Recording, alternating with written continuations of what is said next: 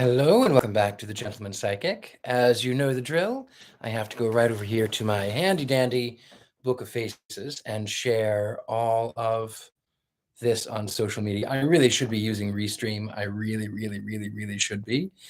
But I obviously am not. So let me see. We'll go right over here, copy the link. We go over here to the Facebook and we hit here, paste. Join me live for story time.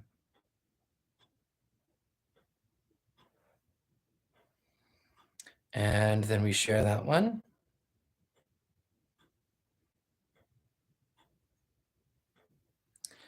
Share to your page. Join me for story time.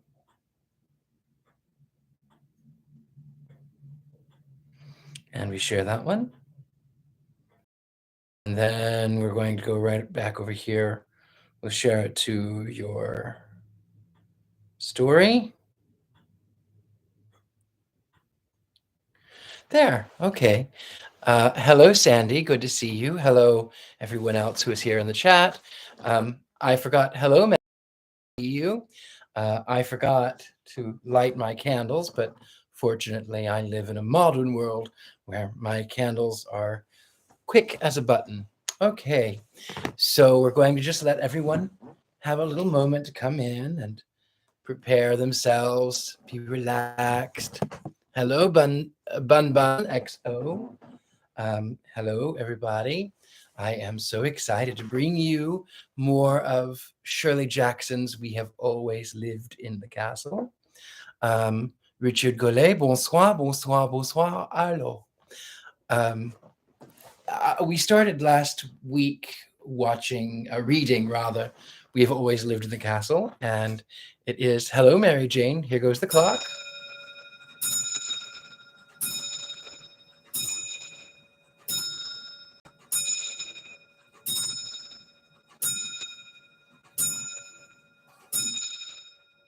Hello, the Alley Cat Live. Hello, Catherine. Good evening.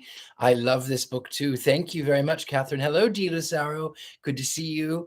Hello, all of the ones that I have not seen yet, but hello, everybody. Hello, everyone who is joining me now. Everyone who is joining me in the future. Hello, hello, hello, hello.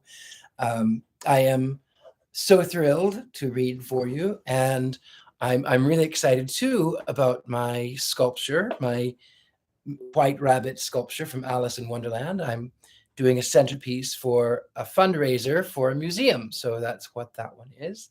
He will be available for sale after the 5th of May.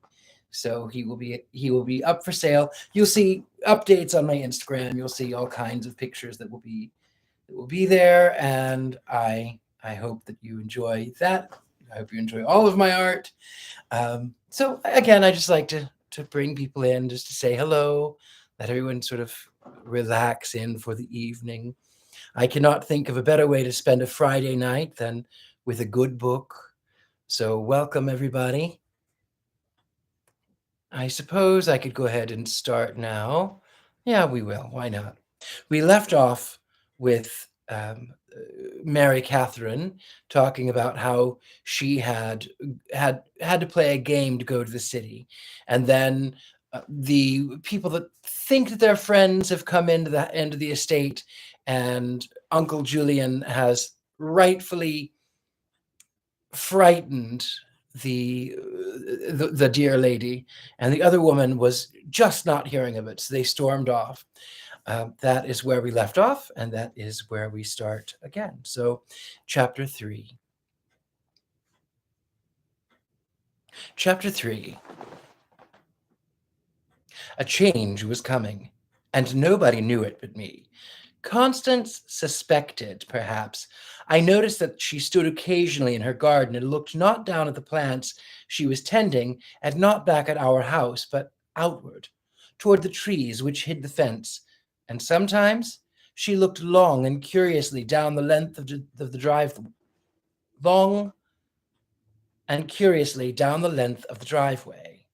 as though wondering how it would feel to walk along to the gates.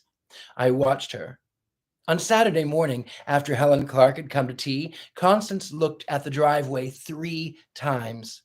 Uncle Julian was not well on Saturday morning, after tiring himself at tea, and stayed in his bed in his warm room next to the kitchen, looking out of the window beside his pillow, calling now and then to make Constance notice him. Even Jonas was fretful. He was running up a storm, our mother used to say, and could not sleep quietly. All during those days when the change was coming, Jonas stayed restless. From a deep sleep, he would start suddenly, lifting his head as though listening, and then, on his feet and moving in one quick ripple, he ran up the stairs and across the beds and around through the doors, in and out, and then down the stairs and across the hall and over the chair in the dining room and around the table and through the kitchen and out into the garden, where he would slow, sauntering, and then pause to lick a paw and flick an ear and take a look at the day. At night, we could hear him running, feel him cross our feet as we lay in bed, running up a storm. All the omens spoke of change. I woke up on Saturday morning and thought, I heard them calling me. They want me to get up, I thought, before I came fully awake, and remembered that they were all dead. Constance never called me to wake up. When I dressed and came downstairs that morning, she was waiting to make my breakfast, and I told her I thought I heard them calling me this morning. Hurry with your breakfast, she said. It's another lovely day. After breakfast, on the good mornings, when I did not have to go into the village, I had work to do. Always Wednesday mornings, I went around the fence. It was necessary for me to check constantly to be sure that the wires were not broken and the gates were securely locked. I could imagine making I could make the repairs myself, winding the wire back together where it had torn, tightening loose strands. And it was a pleasure to know every Wednesday morning that we were safe for another week. On Sunday mornings, I examined my safeguards.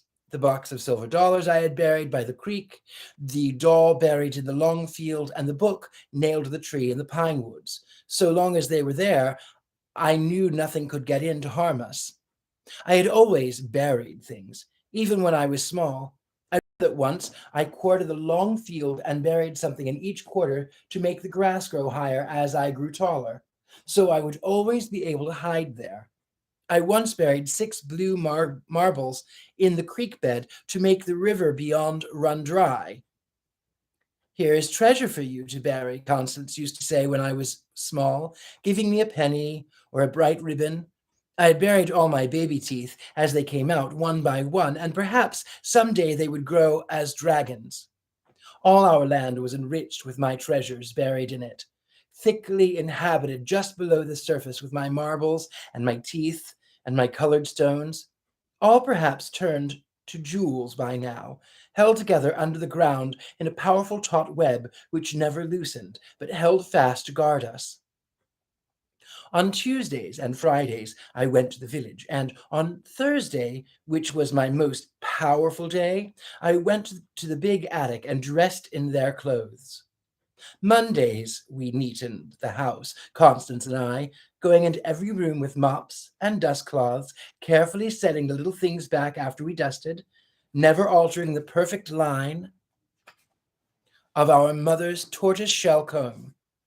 Every spring, we washed and polished the house for another year, but on Mondays, we neatened. Very little dust fell in their rooms, but even that little could not be permitted to stay. Sometimes Constance tried to neaten Uncle Julian's room, but Uncle Julian disliked being disturbed and kept his things in their own places. And Constance had to be content with washing his medicine glasses and changing his bed. I was not allowed in Uncle Julian's room. On Saturday mornings, I helped Constance. I was not allowed to handle knives, but when she worked in the garden, I cared for her tools, keeping them bright and clean. I carried great baskets of flowers, sometimes, or vegetables, which Constance picked to make into food. The entire cellar of our house was filled with food. All the Blackwood women had made food and had taken pride in adding to the great supply of food in our cellar. There were jars of jam made by my great-grandmothers, with labels in thin, pale writing, almost unreadable by now, and pickles made by great-aunts, and vegetables put up in our grandmother, and even our mother had left behind her 6 jars of apple jelly. Constance had worked all her life at adding to the food in the cellar, and her rows and rows of jars were easily the handsomest and shone among the others. "You bury food the way I bury treasure," I told her sometimes. And she answered me once, "The food comes from the ground and can't be permitted to stay there and rot. Something has to be done with it." All the Blackwood women had taken the food that came from the ground and preserved it, and the deeply colored rows of jellies and pickles and bottled vegetables and fruit, maroon and amber and dark rich green, stood side by side in our cellar and would stand there forever. A poem by the Blackwood women. Each year, Constance and Uncle Julian and I jam or preserve or pickle that Constance had made, but we never touched what belonged to the others. Constance said it would kill us if we ate it. This Saturday morning, I had an apricot jam on my toast, and I thought of Constance making it and putting it away carefully for me to eat some bright morning, never dreaming that change would be coming before the jar was finished. "Lazy Merricat," Constance said to me, "stop dreaming over your toast. I want you in the garden on this lovely day." She was arranging Uncle Julian's tray, putting his hot milk into a jug painted with yellow daisies, and trimming his toast so it would be tiny and hot and square. If anything looked large or difficult to eat, Uncle Julian would leave it on the plate. Constance always took Uncle Julian's tray to him in the mornings because he slept painfully and sometimes lay awake in the darkness, awaiting for the first light and the comfort of Constance with his tray. Some nights, when his heart hurt him badly, he might take more pill than usual, and then lie all morning drowsy and dull, unwilling to sip from his hot milk, but wanting to know that Constance was busy in the kitchen next door to his bedroom, or in the garden, where he could see her from his pillow. On his very good mornings, she brought him into the kitchen for his breakfast, and he would sit at his old desk in the corner, spilling crumbs among his notes, studying his papers while he ate. "If I'm spared," he always said to Constance, "I will write the book myself. If not, see that my notes are entrusted to some worthy cynic who will not be too concerned with the truth." I wanted to be kinder to Uncle Julian. So this morning I hoped he would enjoy his breakfast and later come out into the garden in his wheelchair and sit in the sun. "Maybe there will be a tulip open today," I said, looking out through the open kitchen door into the bright sunlight. "Not until tomorrow, I think," said Constance, who always knew, "Wear your boots if you wander today. It will still be quite wet in the woods." "There's a change coming," I said. "It's spring, silly," she said, and took up Uncle Julian's tray. "Don't run off while I'm gone. There's work to be done." She opened Uncle Julian's door, and I heard her say good morning to him. When he said good morning back, his voice was old, and I knew that he was not well. Constance would have to stay near him all day. "Is your father home yet, child?" he asked her.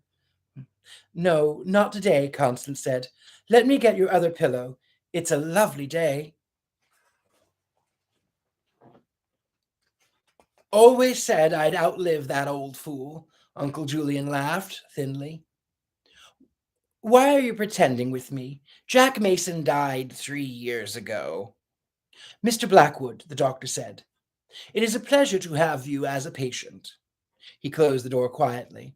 I thought of using digitals as my third magic word, but it was too easy for someone to say, and at last I decided on Pegasus. I took a glass from the cabinet and said the word very distinctly into the glass, then filled it with water and drank it. Uncle Julian's door opened, and the doctor stood in the doorway for a minute. "Remember now," he said, "and I'll see you next Saturday." "Crack!" Uncle Julian said. The doctor turned, smiling, and then the smile disappeared and he began to hurry again. He took up his coat and went off down the hall. I followed him, and by the time I came to the front door, he was already going down the steps. Goodbye, Miss Blackwood, he said, not looking around, and got into his car and started at once, going faster and faster until he reached the gates and turned into the highway. I locked the front door and went to the foot of the stairs. Constance, I called. Coming, she said from upstairs. Coming, Maricat. Uncle Julian was better later in the day, and sat in the warm afternoon sun, hands folded in his lap, half dreaming. I lay near him on the marble bench our mother had liked to sit on, and Constance knelt in the dirt, both hands buried, as though she were growing, kneading the dirt and turning it, touching the plants on their roots. It was a fine morning, Uncle Julian said, his voice going on and on. A fine, bright morning, and none of them knew it was their last. She was downstairs first, my niece Constance. I woke up and heard her moving in the kitchen. I slept upstairs then. I could still go upstairs. And I slept with my wife in our room. And I thought, this is a fine morning, never dreaming then was their last. Then I heard my nephew. No, it was my brother. My brother came downstairs first after Constance. I heard him whistling. Constance? Yes. What was the tune my brother used to whistle, and always off key? Constance thought, her hands in the ground, and hummed softly, and I shivered. Of course, I never had a head for music. I could remember what people looked like and what they said and what they did, but I could never remember what they sang.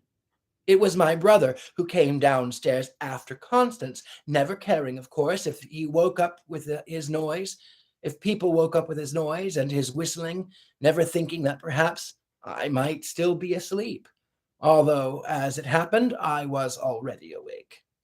Uncle Julian sighed and lifted his head to look curiously once around the garden. He never knew it was his last morning on earth. He might have been quieter, I think, if he did know. I heard him in the kitchen with Constance, and I said to my wife, she was awake too. His noise had awakened her. I said to my wife, you had better get dressed. We live here with my brother and his wife, after all, and we must remember to show them that we are friendly and eager to help out wherever we can. Dress and go down to Constance in the kitchen. She did as she was told. Our wives always did as they were told.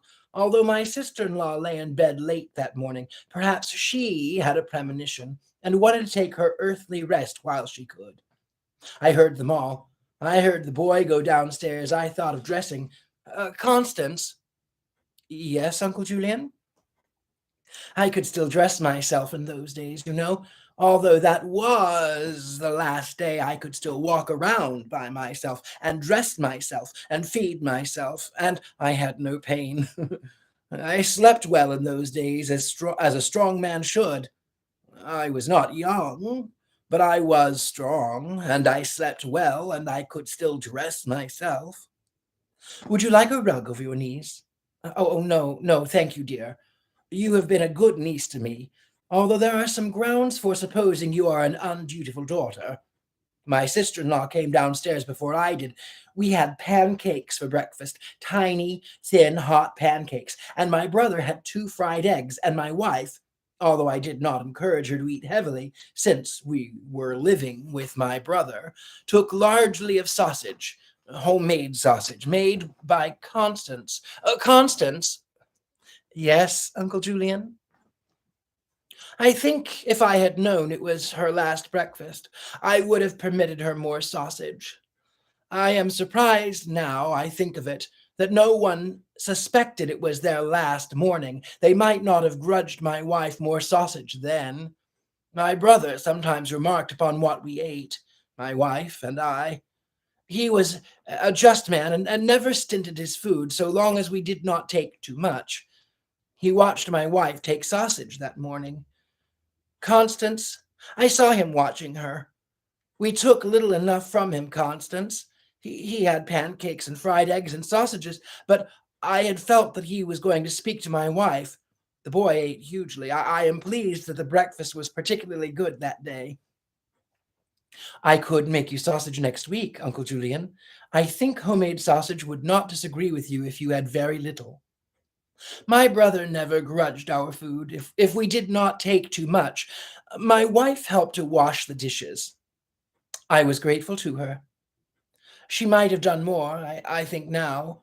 She entertained my sister-in-law, and she saw to our clothes, and she helped with the dishes in the mornings. But I believe that my brother thought that she might have done more. He went off after breakfast to see a man on business. He wanted an arbor built. It was his plan to start grape arbor. I'm sorry about that. We might now be eating jam from our own grapes. I was always better able to chat after he was gone. I recall that I entertained the ladies that morning, and we sat here in the garden. We talked about music. My wife was quiet. My wife was quite musical, although she had never learned to play. My sister-in-law had a delicate touch. It was always said of her that she had a delicate touch, but not that evening, of course. She was not able to play that evening. In the morning, we thought we should play, in the evening as usual.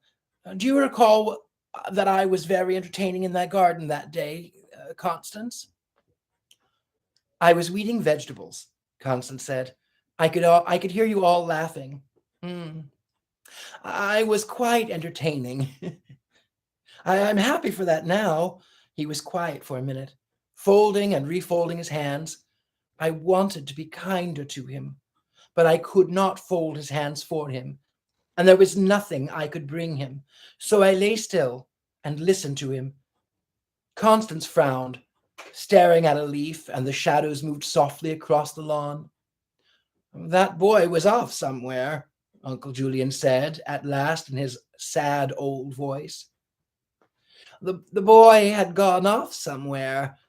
Was he fishing? Constance? He was climbing that chestnut tree.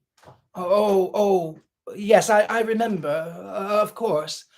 I remember all of it very clearly, my dear, and I have it all down in my notes. It was the last morning of all, and I would not like to forget. He was climbing the chestnut tree, shouting down to us from very high in the tree, and dropping twigs until my sister-in-law spoke sharply to him. She disliked twigs falling into her hair, and my wife disliked it too. Although she would never have been the first to speak, I think my wife was civil to your mother, Constance. I would hate to think not. We lived in my brother's house and ate his food. I know my brother was home for lunch. We had rarebit, Constance said. I had been working with the vegetables all morning, and I had to make something quickly for lunch. It was rarebit we had. I often wondered why the arsenic was never put into the rarebit. It's an interesting point, and one I shall bring out forcefully in my book. Why was the arsenic not put into the rarebit? They would have lost some hours of life on that day, but it all would have been over that much sooner. Constance, if there's one dish you prepare which I strongly dislike, it's rarebit. I have never cared for rarebit. Yes, I know, Uncle Julian. I never serve it to you. It would have been It would have been most suitable for the arsenic. I had a salad instead, I recalled. There was an apple pudding for dessert, left over from the night before. The sun is going down. Constance rose and brushed the dirt from her hands. You'll be chilly unless I take you indoors. It would have been far more suitable in the rarebit, Constance. Odd that the point was never brought out at the time. Arsenic is tasteless, you know. Although I swear rarebit is not. Where am I going? You are going indoors. You will rest in your room for an hour until your dinner, and after dinner I will play for you, if you like. I cannot afford the time, my dear. I have 1,000 details to remember, and to note down, and not a minute to waste. I would hate to lose any small thing from their last day. My book must be complete. I think on the whole it was a pleasant day for all of them, And of course, it is much better that they never supposed it was to be their last. I think I'm chilly, Constance. You will be tucked away in your room in a minute. I came slowly behind them, unwilling to leave the darkening garden. Jonas came after me, moving toward the light in the house. When Jonas and I came inside, Constance was just closing the door to Uncle Julian's room, and she smiled at me. He's practically asleep already, she said softly. When I'm as old as Uncle Julian, will you take care of me? I asked her. If I'm still around, she said, and I was chilled. I sat in my corner holding Jonas and watched her move quickly and silently around our bright kitchen. In a few minutes, she would ask me to set the table for the three of us in the dining room, and then after dinner, it would be night, and we would all sit warmly together in the kitchen where we were guarded by the house, and no one from the outside could see much as light. Chapter 4. On Sunday morning, the change was one day nearer. I was resolute about not thinking my three magic words and would not let them into my mind, but the air of change was so strong that there was no avoiding it. Change lay over the stairs and the kitchen and the garden like fog. I would not forget any magic words. They were melody, Gloucester, Pegasus, but I refused to let them into my mind. The weather was uneasy on Sunday morning, and I thought that perhaps Jonas would succeed after all the running up a storm. The sun shone into the kitchen, but there were clouds moving quickly across the sky, and a sharp little breeze that came in and out of the kitchen while I had my breakfast. Where are your boots if you wander today? Wear your boots if you wander today, Constance told me. I don't expect that Uncle Julian will sit outdoors today. It will be far too cold for him. Pure spring weather, Constance said and smiled out at the garden. I love you, Constance, I said. I love you too, silly Merricat. Is Uncle Julian better? No, I don't think so.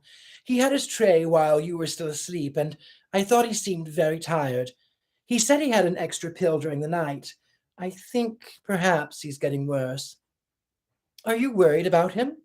Yes, very. Will he die? Do you know what he said to me this morning? Constance turned leaning against the sink and looked at me with sadness. He thought I was Aunt Dorothy, and he held my hand and said, "It's terrible to be old and just lie here, wondering when it will happen." He almost frightened me. You should have let me take it. You should have let me take him to the moon, I said. I gave him I gave him his hot milk, and then he remembered who I was. I thought that Uncle Julian was probably really very happy with both Constance and Aunt Dorothy to take care of him, and I told myself that long, thin things would remind me to be kinder to Uncle Julian. This was to be a day of long, thin things, since there had already been a hair in my toothbrush, and a fragment of string was caught by the side of my chair, and I could see a splinter broken off the back step. Make him a little pudding, I said. Perhaps I will. She took out the long, thin slicing knife and set it on the sink. Or a cup of cocoa and dumplings with his chicken tonight. Do you need me? Do you need me? No, my Merricat. Run along, but wear your boots. The day outside was full of changing light, and Jonas danced in and out of the shadows as he followed me. When I ran, Jonas ran, and when I stopped and stood still, he stopped and glanced at me, and then went briskly off in another direction, as though we were not acquainted. And then he sat down and waited for me to run again. We were going to the long field, which today looked like an ocean. Although I had never seen an ocean, the grass was moving in the breeze, and the cloud shadows passed back and forth, and the trees in the distance moved. Jonas disappeared into the grass, which was tall enough for me to touch with my hands while I walked, and he made small crooked movements of his own. For a minute, the grass would be all the bend under the breeze, and there would be a hurrying pattern across it where Jonas was running. I started at one corner and walked diagonally across the long field towards the opposite corner, and in the middle I came directly to the rock covering the spot where the doll was buried. I could always find it, although much of my buried treasure was forever lost. The rock was undisturbed, and so was the doll, safe. I am walking on buried treasure, I thought, with the grass brushing against my hands, and nothing around me but the reach of long field with the grass blowing, and the pine woods at the end. Behind me was the house, and far off to my left, hidden by the trees, and almost out of sight, was the wire fence our father had built to keep out people out. Then, when I left the long field, I went between the four apple trees we had called our orchard, and along the path toward the creek. My box of silver coins, buried by the creek, was safe. Near the creek, well hidden, was one of my hiding places, which I had made carefully and used often. I had torn away 2 or 3 low bushes and smothered the ground. All around were more bushes and tree branches, and the entrance was covered by a branch which almost touched the ground. It was not really necessary to be so secret, since no one ever came looking for me here, but I liked to lie inside with Jonas and know that I could never be found. I used leaves and branches for a bed, and Constance had given me a blanket. The trees around had overhead were so thick that it was always dry inside, and the Sunday morning I lay there with Jonas, listening to his stories. All cat stories start with a statement. My mother, who was the first cat, told me this, and I lay with my head close to Jonas, and I listened. There was no change. There was no change coming, I thought here. Only spring. I was wrong to be so frightened. The days would get warmer, and Uncle Julian would sit in the sun, and Constance would laugh when she worked in the garden, and it would always be the same. Jonas went on, and then we sang, and the leaves moved overhead, and it would always be the same. I found a nest of baby snakes near the creek and killed them. I dislike snakes, and Constance had never asked me not to. I was on my way back to the house when I found a very bad omen, one of the worst. My book, nailed to a tree in the pine woods, had fallen down. I decided that the nail had rusted away, and the book. It was a little notebook of our father's, where he used to record the names of people who owed him money, and people who ought, he thought, to do favors for him, was useless now as protection. I had wrapped it very thoroughly in heavy paper before nailing it to the tree, but the nail had rusted, and it had fallen. I thought I'd better destroy it, in case it was now actively bad, and bring something else out to the tree, perhaps a scarf of our mother's, or a glove. It was really too late. Although I did not know it then, he was already on his way to the house. By the time I found the book, he had probably already left his suitcase in the post office and was asking directions. All Jonas and I knew was that we were hungry, and we ran together back to the house and came with the breeze into the kitchen. Did you really forget your boots? Constance said. She tried to frown and then laughed. My silly Merricat. Jonas had no boots. It's a wonderful day. Perhaps tomorrow we'll go to gather some mushrooms.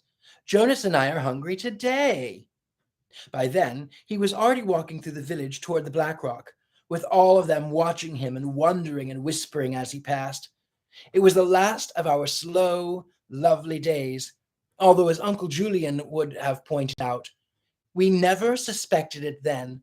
Constance and I had lunch, giggling and never knowing that while we were happy, he was trying the locked gate and peering down the path and wandering the woods, shut out for a time by our father's fence. The rain started while we sat in the kitchen, and we left the kitchen door open so we could watch the rain slanting past the doorway and washing the garden. Constance was pleased, the way any good gardener is pleased with rain. We'll see the color out there soon, she said. We'll always be here together, won't we, Constance? Don't you ever want to leave here, Merricat? Where could we go? I asked her. What place would be better than this for us? Who wants us outside? The world is full of terrible people. Hmm. I wonder sometimes. She was very serious for a minute, and then turned and smiled. Don't you worry, my Merricat. Nothing bad will happen. That must have been just about the minute he found the entrance and started up the driveway, hurrying in the rain, because I had only a minute or two left before I saw him. I might have used that minute or two for so many things. I might have warned Constance somehow, or I might have thought of a new, safer magic word, or I might have pushed the table across the kitchen doorway as it happened. I played with my spoon and looked at Jonas, and when Constance shivered, I said, I'll get you a sweater for you. I'll get a sweater for you. That was what brought me into the hall as he was coming up the steps. I saw him through the dining room window, and for a minute, chilled. I could not breathe. I knew the front door was locked. I thought of that first. Constance, I said softly, not moving. There's one outside the kitchen door. Quickly. I thought she had heard me because I heard her move in the kitchen, but Uncle Julian had called in at that moment, and she went into him, leaving the heart of our house unguarded. I ran to the front door and leaned against and heard his steps outside. He knocked quietly, at first, and then firmly, and I leaned against the door, feeling the knocks hit me, knowing how close he was. I knew already that he was one of the bad ones. I had seen his face briefly, and he was one of the bad ones, who go around and around the house trying to get in, looking in all the windows, pulling and poking and stealing souvenirs. He knocked again, then called out, Constance! Well, they always knew her name. They knew her name and Uncle Julian's name, and how she wore her hair, and the color of the 3 dresses she had to wear in court, and how old she was, and how she talked and moved, and when they could, they looked close in her face if she was crying. I want to talk to Constance, he said outside, the way they always did. It had been a long time since any of them came, but I had not forgotten how rude, how they made me feel. At first, they were always there, wanting Constance, just wanting to see her. Look, they said, nudging each other and pointing. There she is. That's the one. That's the one. Constance. Doesn't look like a murderer, does she? They told each other. Listen, see if you can get a picture of her with when she shows again. Let's just take some of the flowers, they said comfortably to each other. Get a rock or something out of the garden. We can take it home, show the kids. Constance, he's outside. Constance, he said. He knocked again. I want to talk to Constance, he said.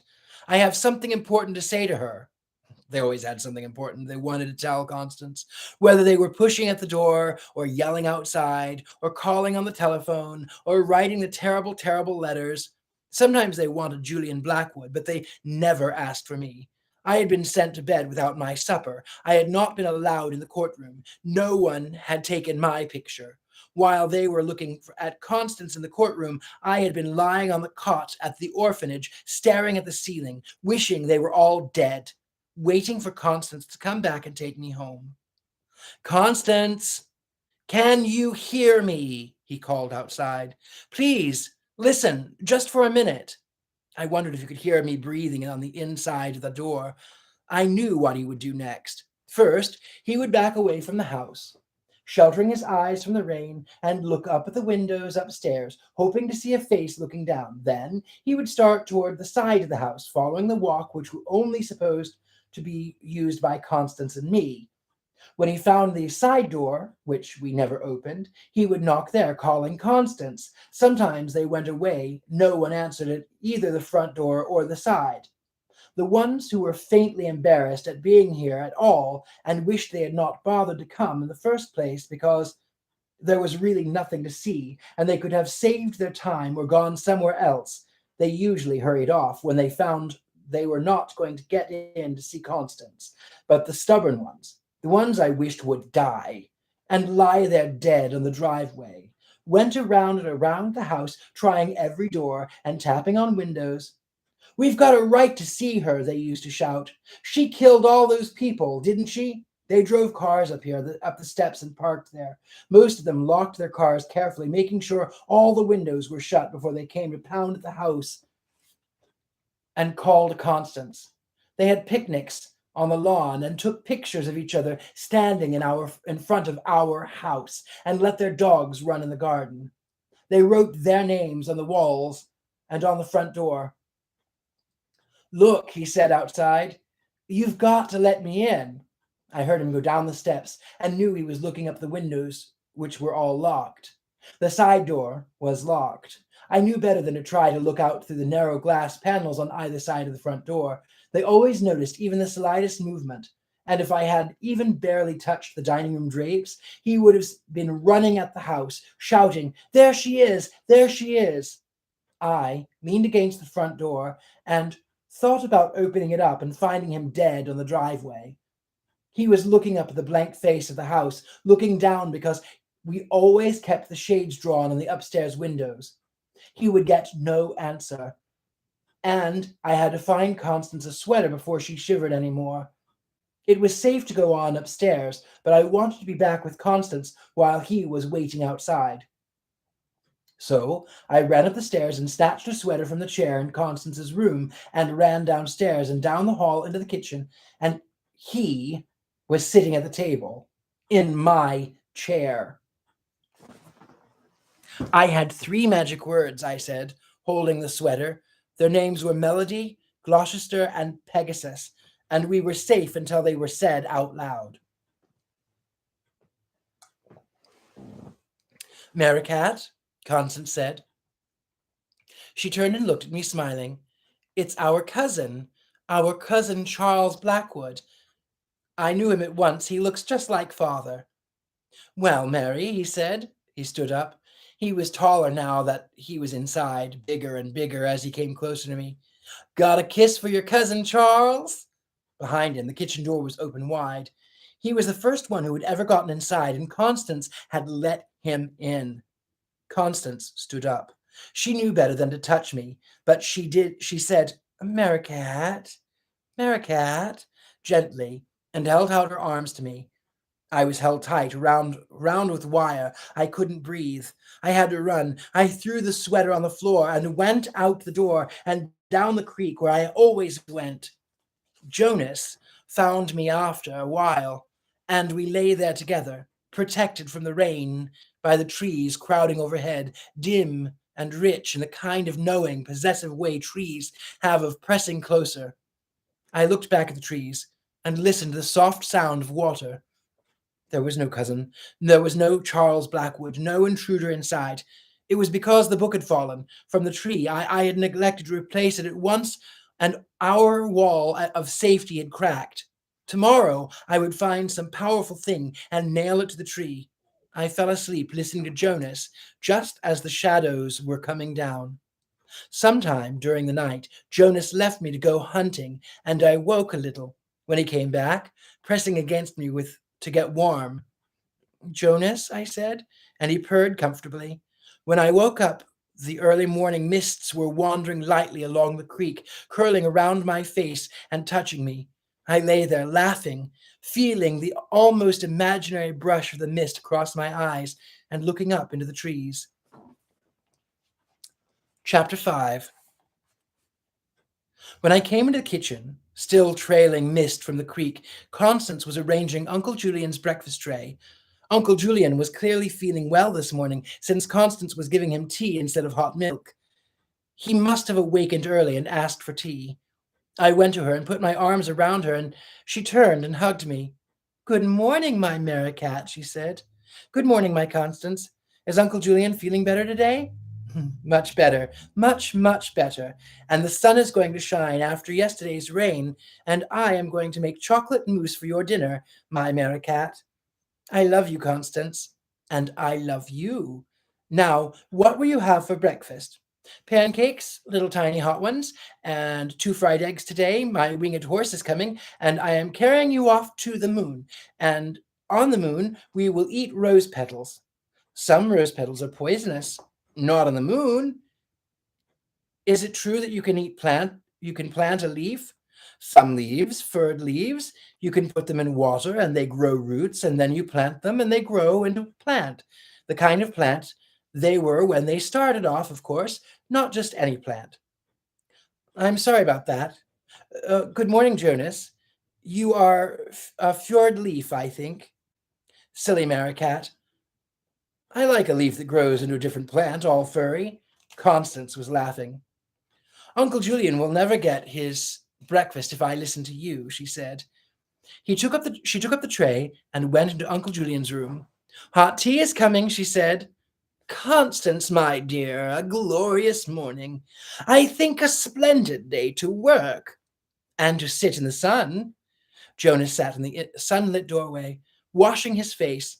I was hungry. Perhaps it would be kind to Uncle Julian today if I put a feather on the lawn at the spot where Uncle Julian's chair would go. I was not allowed to bury things in the lawn. On the moon, we wore feathers in our hair and rubies on our hands. On the moon, we had gold spoons. Perhaps today is a good day to begin a new chapter, Constance. Constance? Yes, Uncle Julian? Do you think I should begin chapter 44 today? Yes, of course, Uncle Julian. Some of the early pages need a little brushing up. A work like this is never done. Shall I brush your hair? I think I will brush it myself this morning. Thank you, dear. A man's head should be his own responsibility, after all. I have no jam. Shall I get you some? No, because I see that I have somehow eaten all of my toast. I fancy broiled liver for my lunch, Constance. Then you shall have it. Shall I take your tray? Yes, thank you. And then I will brush my own hair. Constance came back to the kitchen and set down the tray. And now for you, my Merricat, she said. And Jonas? Jonas had his breakfast long ago. Will you plant a leaf for me? One of these days. She turned her head and listened. He's still asleep, she said. Who is still asleep? Will I watch it grow? Cousin Charles is still asleep, she said, and the day fell apart around me. I saw Jonas in the doorway and Constance by the stove, but they had no color. I could not breathe. I was tied around tight. Everything was cold. He was a ghost, I said. Constance laughed, and it was a sound very far away. Then a ghost is sleeping in father's bed, she said, and ate a very hearty dinner last night, while you were gone, she said. I dreamt that he came. I fell asleep on the ground and dreamt that he came, and then I dreamt him away. I was held tight when Constance believed me I could breathe again. We talked for a long time last night. No, go and look, I said, not breathing. Go and look. He isn't there. He can't be there. Silly Maricat, she said. I could not run. I had not. I had to help Constance. I took my glass and smashed it on the floor. Now he'll go away, I said. Constance came to the table and sat down across from me, looking very serious. I wanted to go around the table and hug her, but she still had no color. My Maricat, she said slowly, Cousin Charles is here. He is our cousin. As long as his father was alive, that was Arthur Blackwood, father's brother. Cousin Charles could not come to us or try to help us because his father would not allow him. His father, she said, and smiled a little, thought very badly of us. He refused to take care of you during the trial. Did you know that? And he never let our names be mentioned in his house. Then why do you mention his name in our house? Because I am trying to explain. As soon as his father died, Cousin Charles hurried here to help us. How can he help us? We're very happy, aren't we, Constance? Yes, very happy, Maricat. But please be pleasant, Cousin Charles. I could breathe a little. It was going to be all right. Cousin Charles was a ghost, but a ghost that could be driven away. He'll go away, I said. I don't suppose he has plans to stay forever, Constance said. And he only came for a visit after all. I would have to find something, a device to use against him. Has Uncle Julian seen him? Uncle Julian knows he is here, but then Uncle Julian was too unwell last night to leave his room. He had his dinner on a tray, only a little soup. I was glad he asked for tea this morning. Today we eat in the house. Later, after Cousin Charles is awake, and I'd better sweep up that broken glass before he comes down. I watched her while she swept the glass. Today would be a glittering day, full of tiny sparkling things. There was no point in hurrying with my breakfast, because today I could not go out until we had neatened the house, so I lingered, drinking milk slowly, and watching Jonas. Before I was finished, Uncle Julian called Constance to come and help him into his chair, and she brought him into the kitchen and put him by the table and his papers. I really think I shall commence chapter 44, he said, batting his hands together. I shall commence, I think, with a slight exaggeration and go on into an outright lie. Constance, my dear? Yes, Uncle Julian? I'm going to say that my wife was beautiful. Then we were all silent for a minute, puzzled by the sound of the footstepping upstairs, where there had always been silence before. It was unpleasant, this walking overhead. Constance always stepped lightly, and Uncle Julian never walked. This footstep was heavy and even and bad. That is Cousin Charles, Constance said, looking up. Indeed, said Uncle Julian. He carefully arranged a paper before him and took up a pencil. I am anticipating a considerable pleasure from the society of my brother's son, he said. Perhaps he can fill some of the details on the behavior of his family during the trial. Although I confess I have somewhere set down notes on a possible conversation they might have had. He turned to one of his notebooks. Oh dear, this will delay chapter 44, I suspect. I took Jonas and went to my corner, and Constance went into the hall to meet Charles, and when he came downstairs. Good morning, Cousin Charles, she said. Good morning, Connie. It was the same voice as he had used the last night. I got further into the corner as she brought him into the kitchen, and Uncle Julian touched his papers and turned to face the doorway. Uncle Julian, I'm pleased to meet you at last. Charles, you are Arthur's son, but you resemble my brother John, who is dead. Arthur's dead too. That's why I'm here. He died wealthy, I trust. I was the only brother with no knack for money. As a matter of fact, Uncle Julian, my father left nothing. Pity. His father left a considerable sum. It came to a considerable sum, even divided among the three of us. I always knew my share would melt away, but I had not suspected it of my brother Arthur.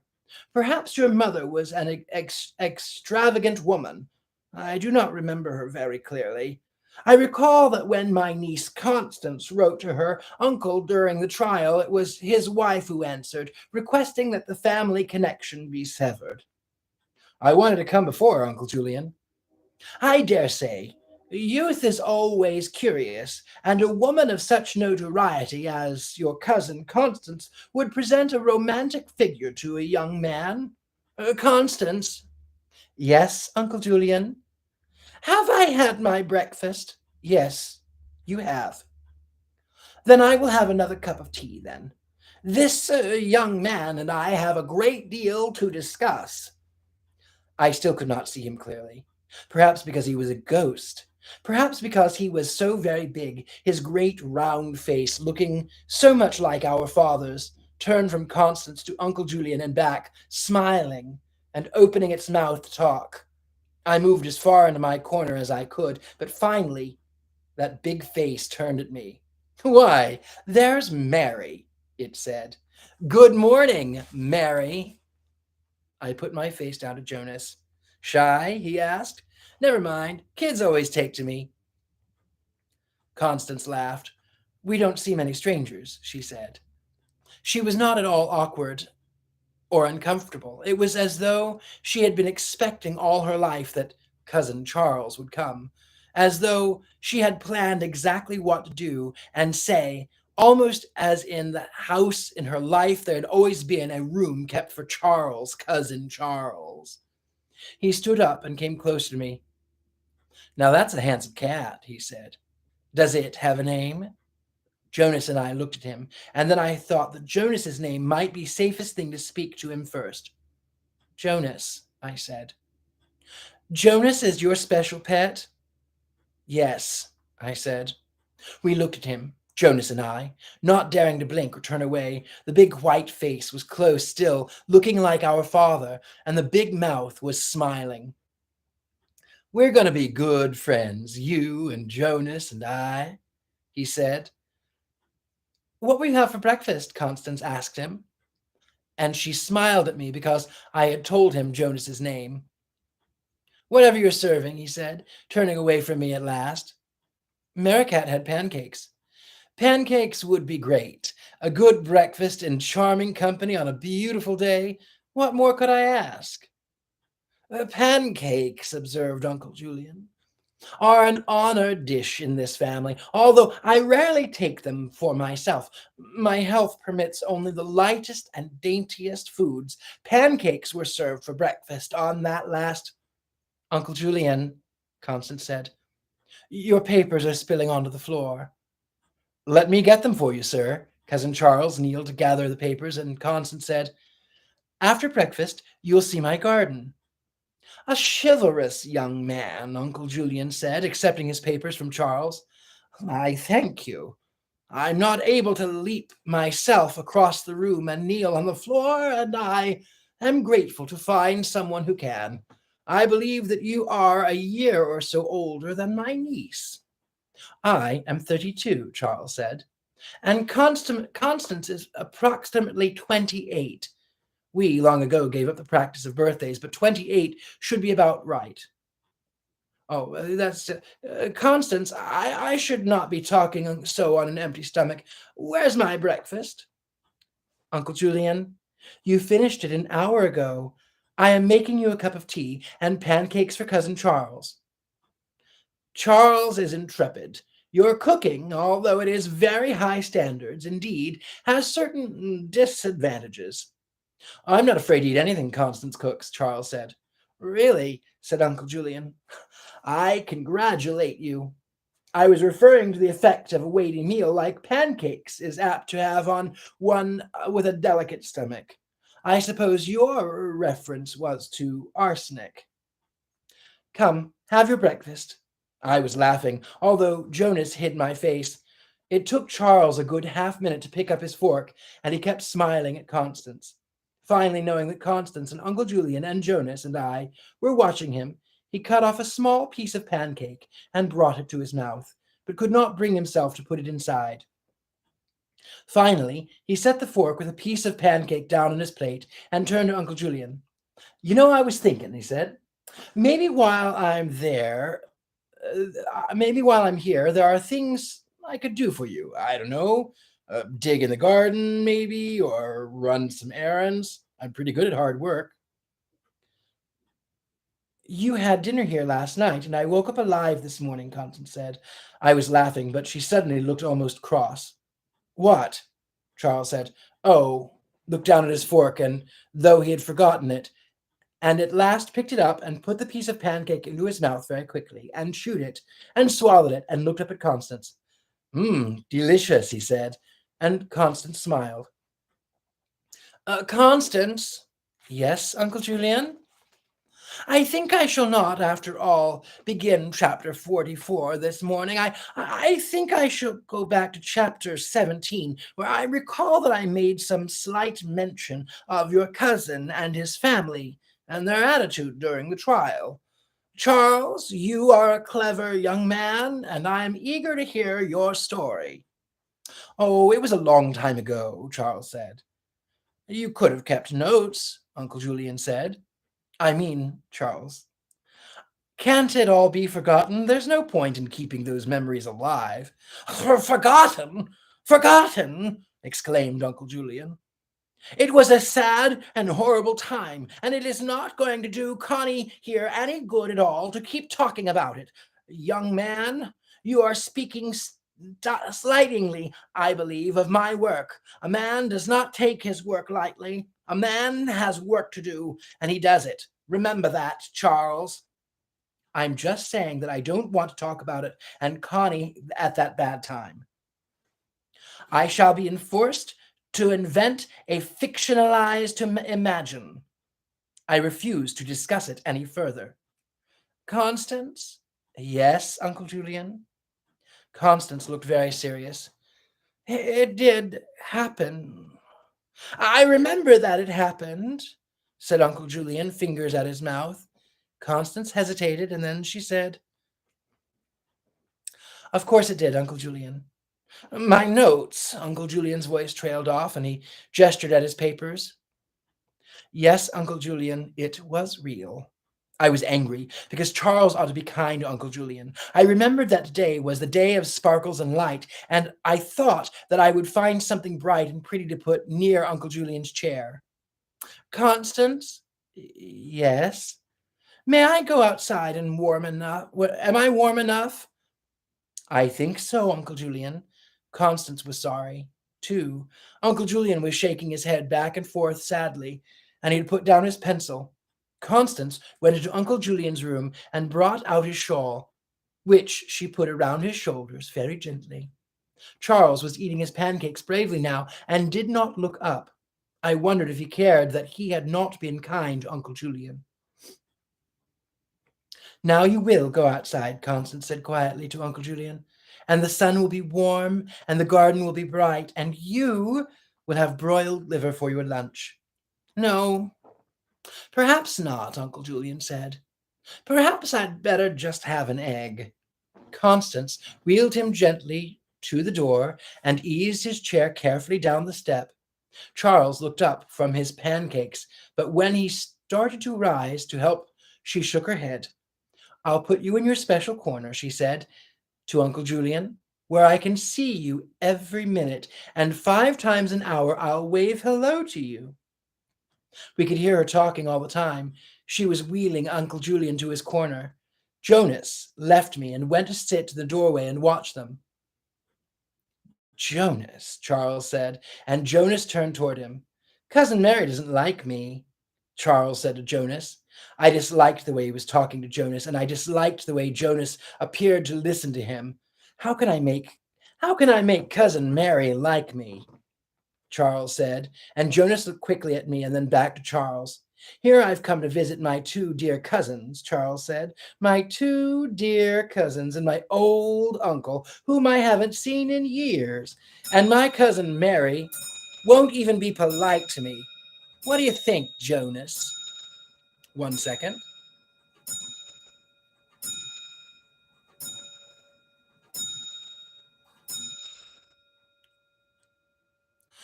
There were sparkles at the sink where a drop of water was swelling to fall. Perhaps I'd held my breath until the drop fell. Charles would go away. But I knew that was not true. Holding my breath was too easy. Oh well, Charles said to Jonas. Constance likes me, and I guess that's all that matters. Constance came to the doorway, waited for Jonas to move, and when he did not, stepped over him. More pancakes? She said to Charles. No, thanks. I'm trying to get acquainted with my little cousin Mary. It won't be long before she's fond of you, Constance was looking at me.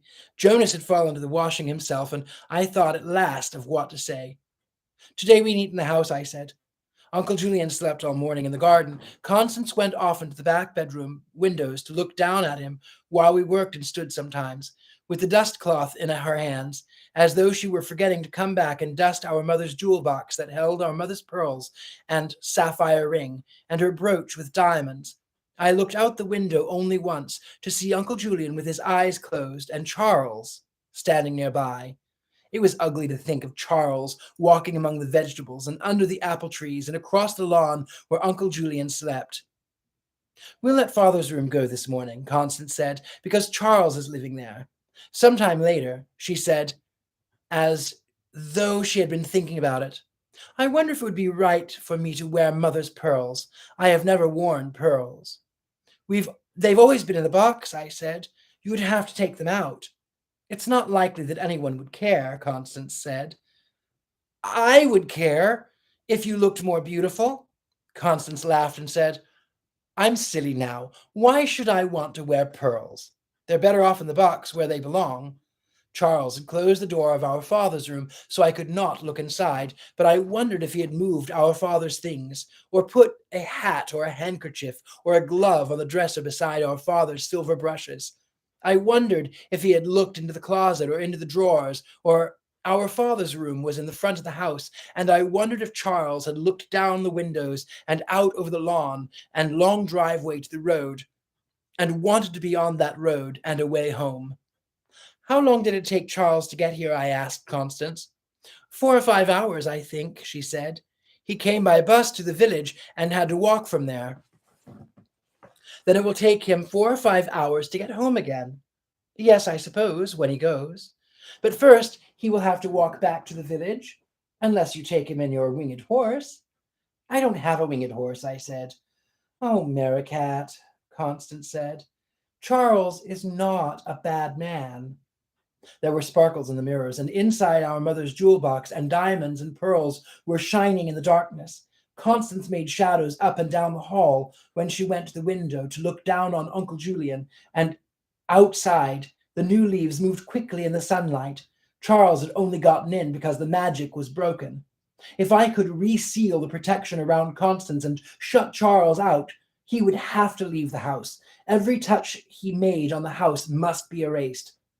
Charles is a ghost, I said, and Constance sighed. I polished the doorknob to our father's bedroom, my dust cloth, and at least one of Charles' touches was gone. When we had neatened the upstairs rooms, we came downstairs together, carrying our dust cloths and the broom and dustpan and mop like a pair of witches walking home. In the drawing room, we dusted the golden-legged chairs and the harp, and everything sparkled at us. Even the blue dress and the portrait of our mother, I dusted the wedding cake trim with a cloth on the end of a broom, staggering and looking up and pretending that the ceiling was the floor, and I was sweeping, hovering busily in space, looking down at my broom, weightless and flying until the room swung dizzily and I was again on the floor looking up. Charles has not yet seen this room, Constance said. Mother was so proud of it. I ought to have showed it to him right away. May I have sandwiches for my lunch? I want to go down to the creek. Sooner or later, you're going to have to sit at the table with him, Merricat. Fine, tonight at dinner, I promise. We dusted the dining room and the silver tea service and the high wooden-backed chairs. Constance went every few minutes into the kitchen to look out the back door and check on Uncle Julian. And once I heard her laugh and call, "Watch out for the mud down there," and I knew she was talking to Charles. "Where did you let Charles sit last night at dinner?" I asked her once. "In Father's chair," she said, and then, "He has a perfect right to sit there. He's a guest, and he even looks like Father." "Will he sit there tonight?" "Yes, Merricat." I dusted our father's chair thoroughly, although it was small use if Charles was to sit there again tonight. I would have to clean it all the silverware. And we had finished neatening the house. We came back to the kitchen. Charles was sitting at the kitchen table, smoking his pipe and looking at Jonas, who was looking back at him. The pipe smoke was disagreeable in our kitchen, and I disliked having Jonas look at Charles. Constance went on out the back door to get Uncle Julian, and we could hear him say, Dorothy? I was not asleep, Dorothy. Cousin Mary doesn't like me, Charles said again to Jonas. Now I wonder if Cousin Mary knows that I get even with people who don't like me. Can I help you with that chair, Constance? Have a nice nap, Uncle? Constance made sandwiches for Jonas and me, and we ate them in a tree. I sat in a low fork, and Jonas sat on the small branch near me, watching for birds. Jonas, I told him, you are not to listen any more to Cousin Charles, and Jonas regarded me with wide-eyed astonishment that I should attempt to make decisions for him. Jonas, I said, he is a ghost, and Jonas closed his eyes and turned away. It was important to choose the exact device to drive Charles away. An imperfect magic or one incorrectly used might only bring more disaster upon us. I thought of my mother's jewels, since this day was sparkling things, but they might not be strong on a dull day, and Constance would be angry if I took them out of the box where they belonged. when she herself had decided against it. I thought of books, which are always strongly protective, but my father's book had fallen from the tree and let Charles in. Books then were perhaps powerless against Charles. I lay back against the tree and thought of magic. If Charles had not gone away before 3 days, I would smash the mirror in the hall. He sat across from me at dinner in our father's chair, with his big white face blotting out the silver on the sideboard behind him. He watched while Constance cut up Uncle Julian's chicken and put it correctly on the plate, and he watched when Uncle Julian took his first bite and turned it over and over in his mouth. "Here's a biscuit, Uncle Julian," Constance said. "Eat the soft inside." Constance had forgotten and put dressing on my salad, but I would not have eaten anyway, with that big white face watching. Jonas, who was not allowed in the kitchen, sat on the floor beside my chair. "Does he always eat with you?" Charles asked once, nodding his head at Uncle Julian. "When he's well enough to," Constance said. "I wonder how long you stand it," Charles said. "I'll tell you, John." "I'll tell you, John," Uncle Julian said suddenly to Charles. "Investments are not what they were when father made his money. He was a shrewd man, but he never understood that times change." "Who's he talking to?" Charles asked Constance. "He thinks your brother, his brother John." Charles looked at Uncle Julian for a long minute and then shook his head and returned to his chicken. "That was my dead wife's chair on your left, young man," Uncle Julian said. "I well recall the last time she sat there. We, none of that," Charles said. He shook a finger at Uncle Julian, and he had been holding his chicken in his hands to eat it, but his fingers sparkled with grease. "We're not going to talk about it any more, Uncle." Constance was pleased with me because I had come to the table, and when I looked at her, she smiled at me. She knew that I disliked eating when anyone was watching me, and she would save my plate and bring it to me later in the kitchen. She did not remember. I saw that she had put dressing on my salad. "Noticed this morning," Charles said, taking up a platter of chicken and looking into it carefully, "that there was a broken step out back. How about I fix it for you one of these days? I might as well earn my keep." "That would be very kind of you," Constance said. "That step has been a nuisance for a very long time. And I want to run to the village and get some pipe tobacco so I can pick up anything you need there." "But I go to the village on Tuesday," I said, startled. "You do?" He looked at me across the table with big, white, stupid face turned directly at me. I was quiet. I remembered that walking to the village was the first step on Charles's way home. "Maricat, dear, I think if Charles doesn't mind, it might be a good idea. I never feel quite comfortable when you're away in the village." Constance laughed. "I'll give you a list, Charles, and the money if you shall go be the grocery boy." "You keep the money here in the house?" "Of course." "Well, that doesn't sound very wise." "It's in father's safe." "Well, even so—" "I assure you, sir," Uncle Julian said, "I made a point of examining the books thoroughly before committing myself. I cannot have been deceived." "So I'm taking little cousin Mary's job away from her," Charles said, looking at me again. "You will have to find something else for her to do, Connie." I had made sure that as to what to say to him before I came to the table. "The Amanita phallides," I said to him, "holds 3 different poisons. There is amanitin, which works slowly and is the most potent. There is phalladin, which acts at once, and there is phallan, which dissolves red corpuscles, although it is the least potent. The first symptoms do not appear until 7 to 12 hours after eating, in some cases not before 24 or even 40 hours. The symptoms begin with violent stomach pains, cold sweat, vomiting."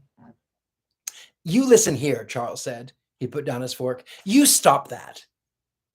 Constance was laughing. "Oh, Maricat," she said, laughing through the words. "You are silly. I taught her. She told Charles there are mushrooms by the creek and in the fields, and I made her learn the deadly ones. Oh, Maricat, death occurs between 5 and 10 days after eating," I said. "Oh, Oh, Merricat, death occurs between 5 and 10 days after eating, I said.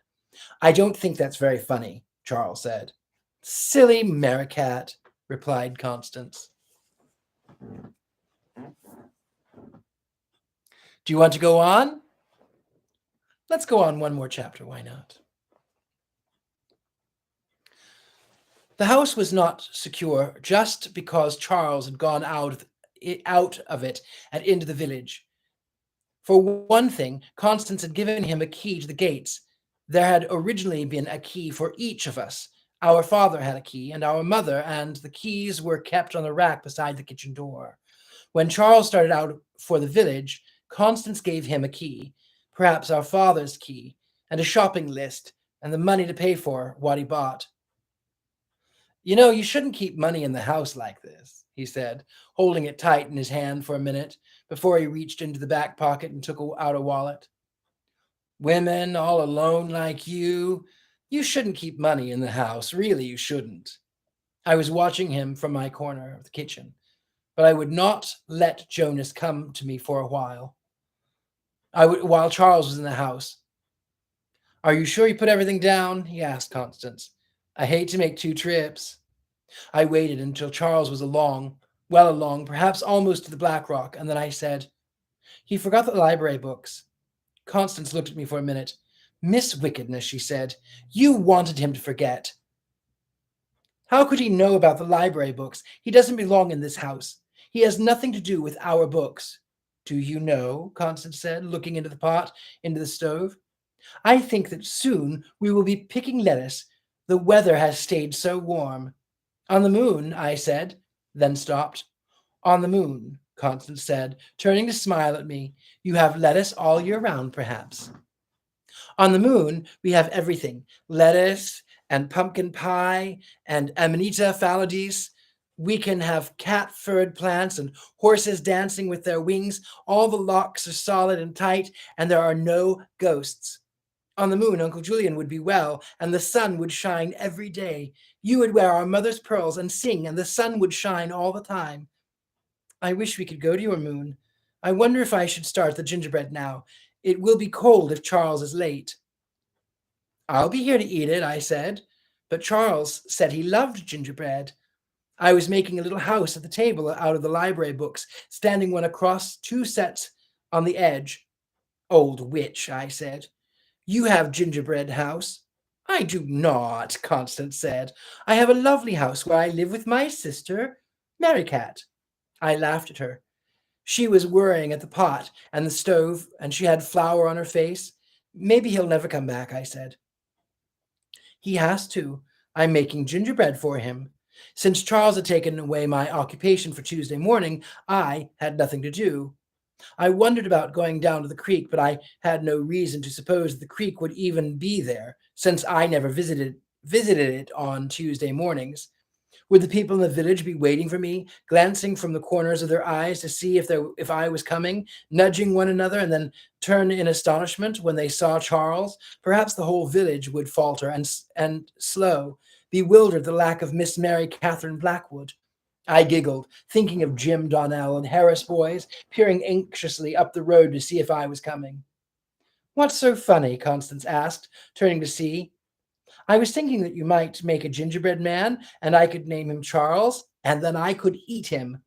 Oh, Merricat, please. I could tell that Constance was going to be irritable, partly because of me and partly because of the gingerbread, so I thought it wiser to run away. Since it was a free morning and I was uneasy at going out of doors, it might be a good time to search out a device to use against Charles. And I started upstairs. The smell of baking gingerbread followed me almost halfway to the top. Charles had left his door open, not wide, but enough for me to get a hand inside. When I pushed a little door opened and I looked in at our father's room, which now belonged to Charles. Charles had made his bed. I noticed his mother must have taught him. His suitcase was on the chair. It was closed. There were things belonging to Charles on the dresser, and our father's possessions had always been kept. I saw Charles's pipe and handkerchief, things that Charles had touched and used, dirtying our father's room. One drawer of the dresser was a little open, and I thought again of Charles picking over our father's clothes. I walked very softly across the room because I did not want Constance to hear me from downstairs, and looked into the open drawer. I thought that Charles would not be pleased to know that I had caught him looking at our father's things, and something in his drawer might be extraordinarily powerful, since it would carry a guilt of Charles. I was not surprised to find that he had been looking at our father's jewelry. Inside the drawer was a leather box which held, I knew, a watch and chain made of gold, and cufflinks, and a signet ring.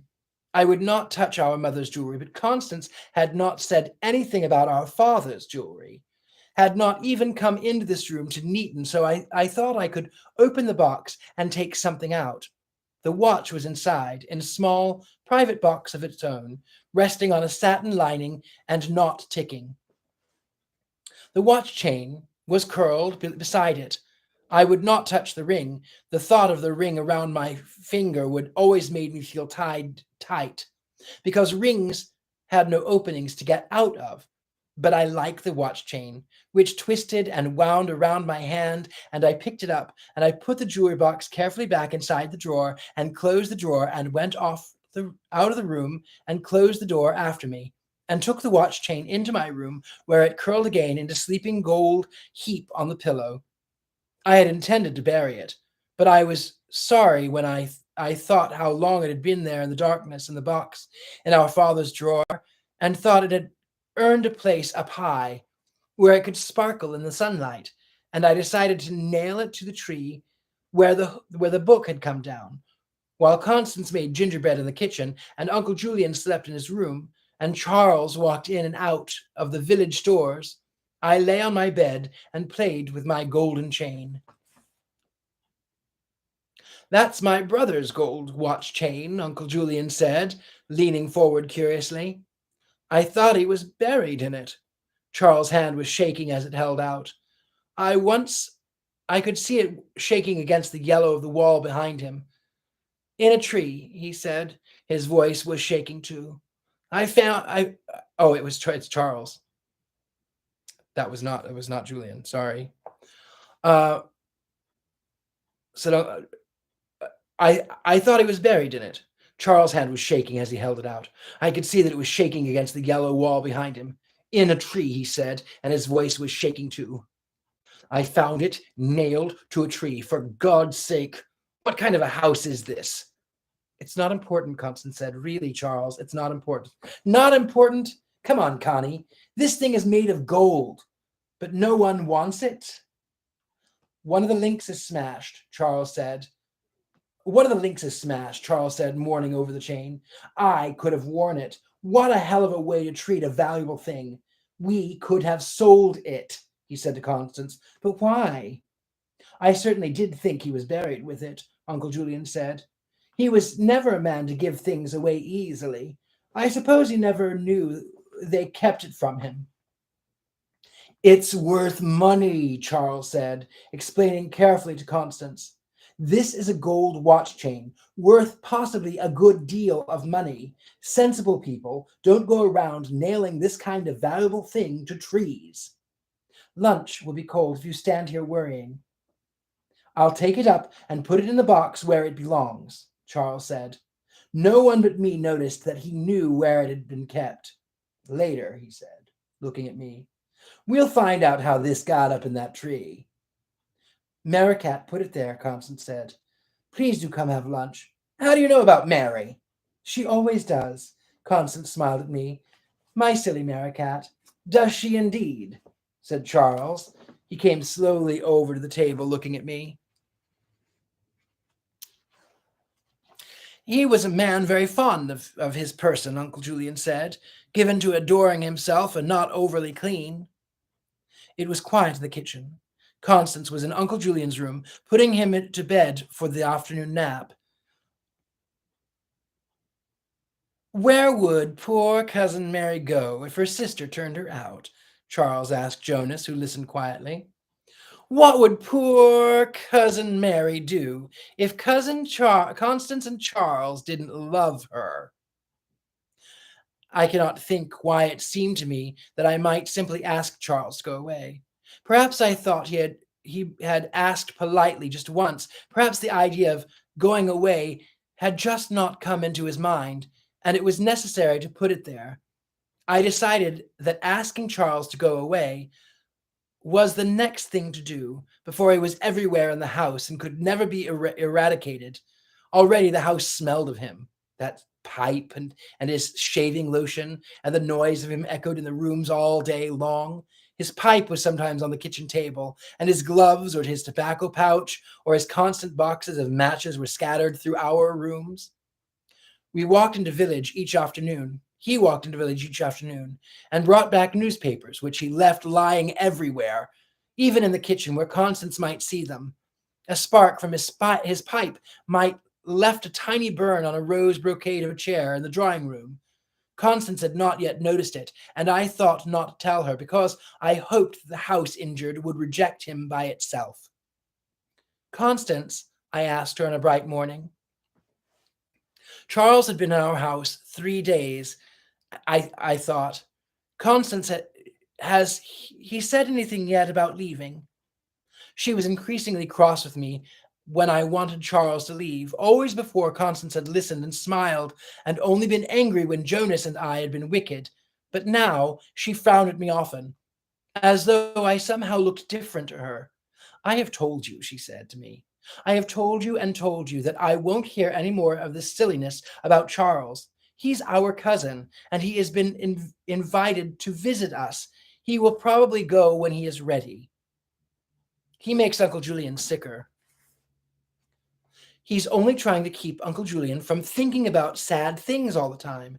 And I agree with him. Uncle Julian should be more cheerful. Why should he be more cheerful if he's going to die? I haven't been doing my duty, Constance said. I don't know what that means. I've been hiding here, Constance said slowly, as though she were not at all sure of the correct order of the words. She stood by the stove in the sunlight, with the color in her hair and eyes and not smiling. And she said slowly, I have let Uncle Julian spend all his time living in the past, and particularly reliving that one dreadful day. I have let you run wild. How long has it been since you combed your hair? I could not allow myself to be angry, and particularly not angry with Constance, but I wished Charles dead.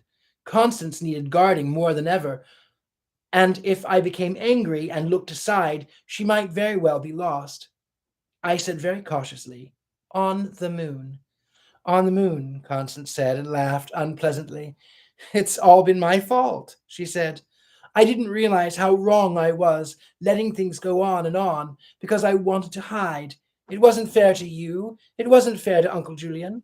And Charles is also mending the broken step.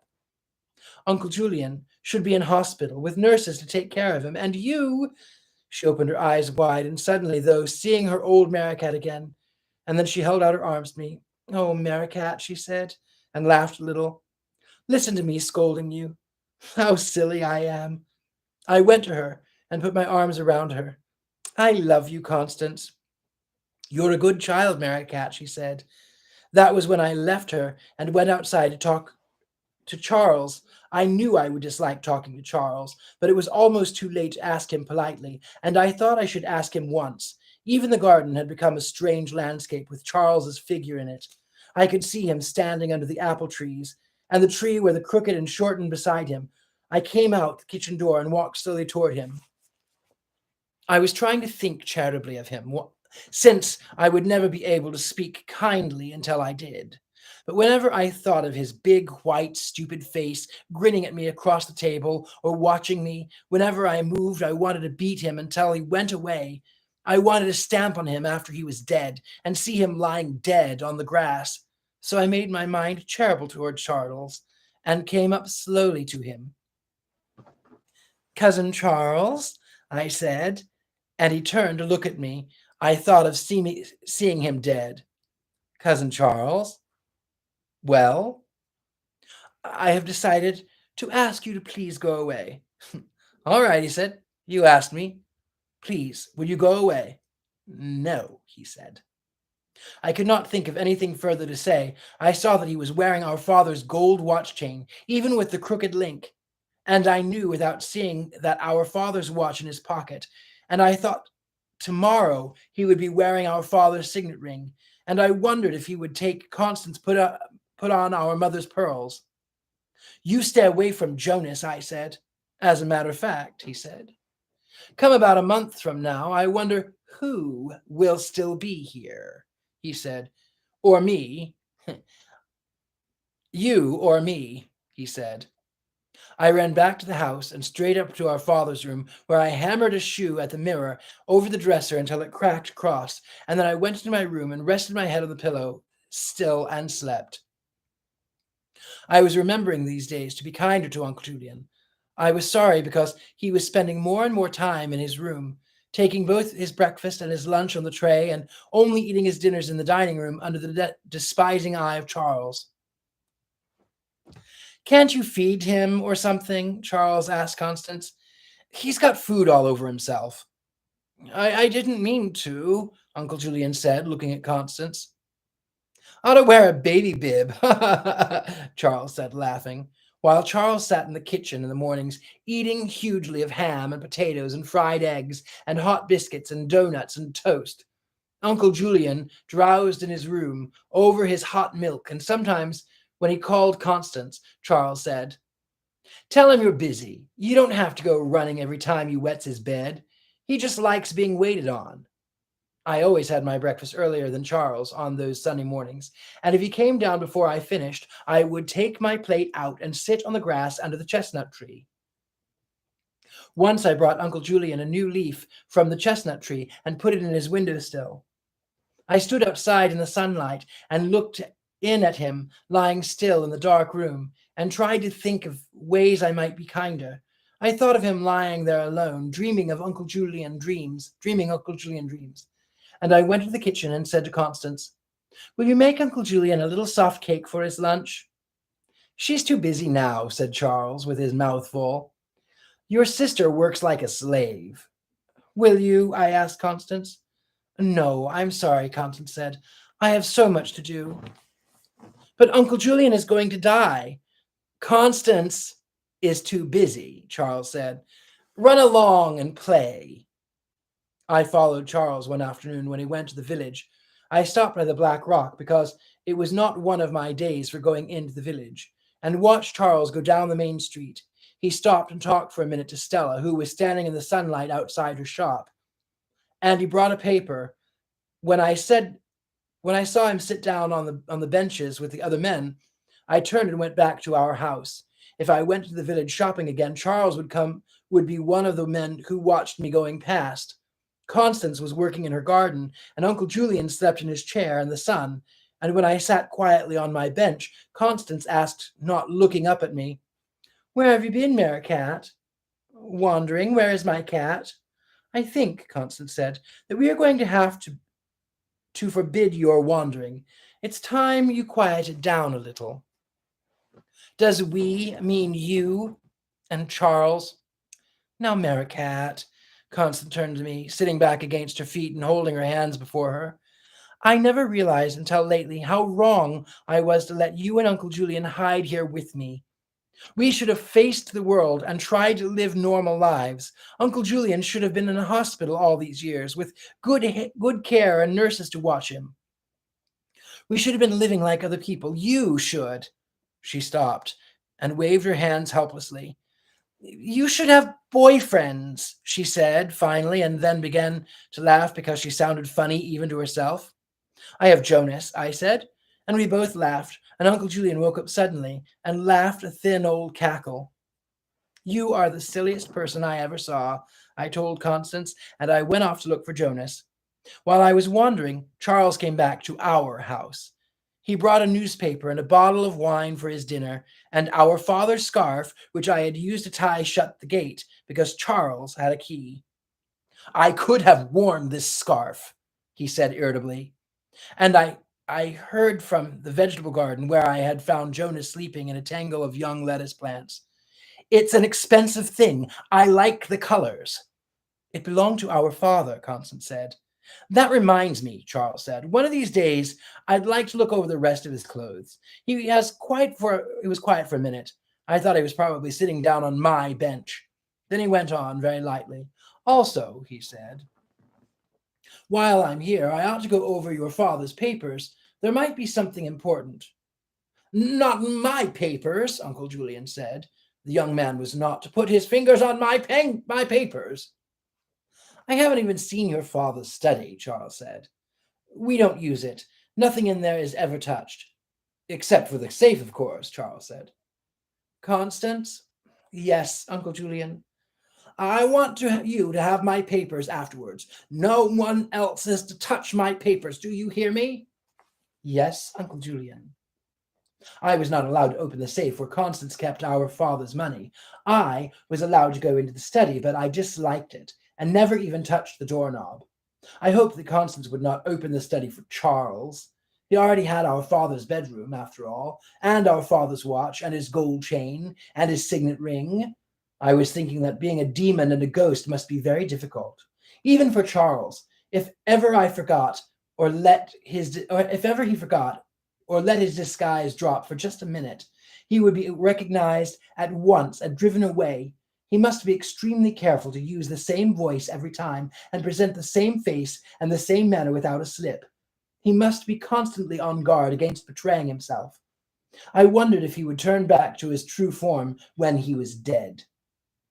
When it grew cooler, and I knew that Constance would be taking Uncle Julian indoors, I left Jonas asleep on the lettuce plants and came back into the house.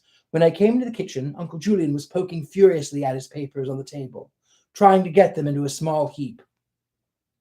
And Constance was peeling potatoes. I could hear Charles moving around upstairs, and for a minute the kitchen was warm and glowing and bright. Jonas is asleep in the lettuce, I said. There's nothing I like more than to cut fur in my salad, Constance said amiably. It is time that I had a box, Uncle Julian announced. He sat back and looked angrily at his papers. They must all be put into a box this very minute. Constance? Yes, Uncle Julian, I can find you a box. If I put all my papers in a box and put the box in my room, then that dreadful young man cannot touch them. He is a dreadful young man, Constance. Oh, really, Uncle Julian? Charles is very kind. He is dishonest.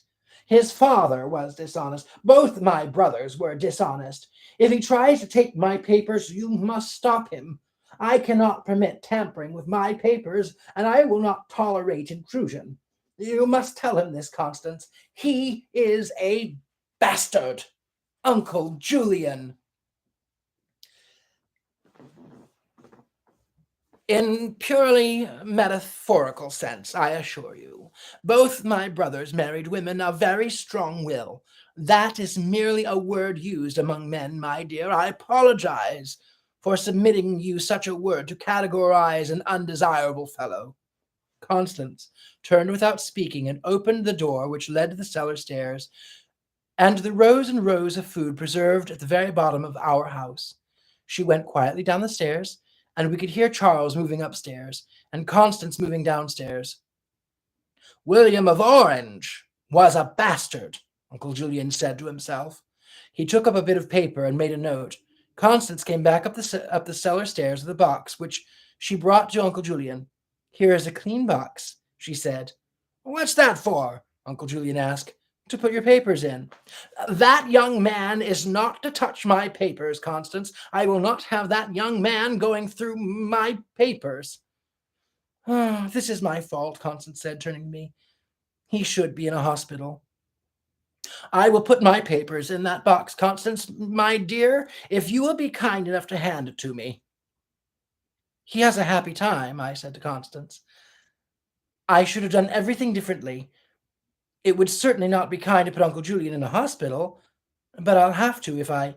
And Constance stopped suddenly and turned back to the sink and the potatoes. Shall I put walnuts in the applesauce? She asked. I sat very quietly, listening to what she had almost said. Time was running shorter, tightening around our house, crushing me. I thought it might be time to smash the big mirror in the hall, but then Charles' feet were coming heavily down the stairs and through the hall down into the kitchen. Well, well, everybody's here, he said. What's for dinner? That evening, Constance played for us in the drawing room, the tall curve of her harp making shadows against our mother's portrait, and the soft notes falling into the air like petals. She played Over the Sea to Skyer and Flow Gently, Sweet Afton, and I Saw a Lady, and other things, our other songs our mother used to play. But I never remember that our mother's fingers touched the strings so lightly, with such a breath of melody. Uncle Julian kept himself awake, listening and dreaming, and even Charles did not quite dare to put his feet on the furniture in the drawing room. Although the smoke from his pipe drifted against the wedding cake ceiling, and he moved restlessly against Constance while Constance played. A delicate touch, Uncle Julian said once. All the Blackwood women had a gifted touch. Charles stopped by the fireplace to knock his pipe against the grate. Pretty, he said, taking down one of the Dresden figurines. Constance stopped playing, and he turned to look at her. Valuable? No, not particularly, Constance said. My mother just liked them. Uncle Julian said, My particular favourite was always Blue Bells of Scotland. Constance, my dear, would you... No more now, Charles said. No more now, Charles said. Now, Constance and I want to talk, Uncle. We got plans to make. We'll come back and read that next week. Thank you, everybody, for joining me. It was slightly longer today. I think I can't really see the clock right there. I think it was slightly longer. Thank you, everyone, for joining me. Let's go through and read some of the ones here. Some of the things that we may have missed. Hello, Christy Cragen. Apricot Jam. Had that before. Jay Gordy says, was watching me on Jubilee. Fabulous. Sam Zog says, the book has a smooth pacing to it. I love this book. Sam Zog wrote Rose Petals on the Moon. Lovely. Glittering Day of Tiny Sparkling Things. Loveliness.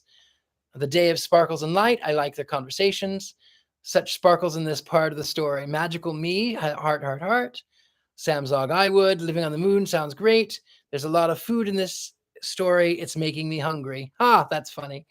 Someone else says, Sam says there's a lot of yummy food in the book. Matt V has chicken legs there. Great. Thank you, everybody, for joining me tonight. We will be coming back next week to read more. We might even, possibly, we might be able to finish it next week. I don't know. I always, at least one more and possibly two more times.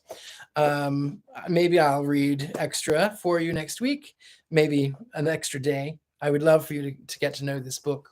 Thank you to everyone who has joined me. Thank you to all of my patrons. Without your assistance, I could not continue giving you the great work that I do. If you can, and it does not impede upon your ability to survive, if you can give anything, PayPal, Venmo, those are great ways. Another great way is supporting me through the channel through patreon.com/The Gentleman Psychic. Thank you again to all of my lovelies. Thank you for everyone. Even if you can't give, perfectly okay. I love to have you here.